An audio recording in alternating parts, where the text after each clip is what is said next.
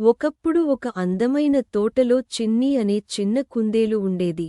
చిన్నీ చాలా అందంగా ఉండేది. ఆమెకు క్యారెట్లు చాలా ఇష్టం. రోజూ తోటలో ఆడుకోవడం చిన్నీకి చాలా సంతోషం.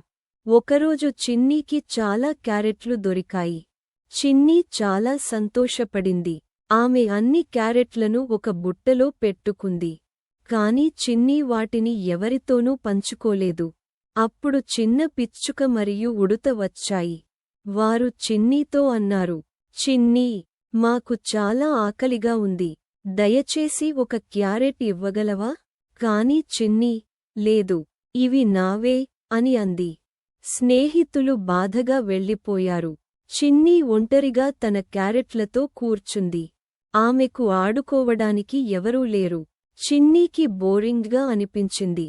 అప్పుడు చిన్నీ గ్రాండ్మా మాటలు గుర్తుచేసుకుంది.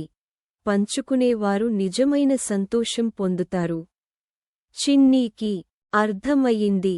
ఆమె స్నేహితుల దగ్గరకు వెళ్లాలని నిర్ణయించుకుంది.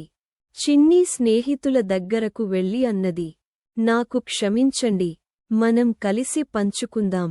అందరూ కలిసి క్యారెట్లు తిన్నారు. చిన్నీకి చాలా సంతోషంగా అనిపించింది.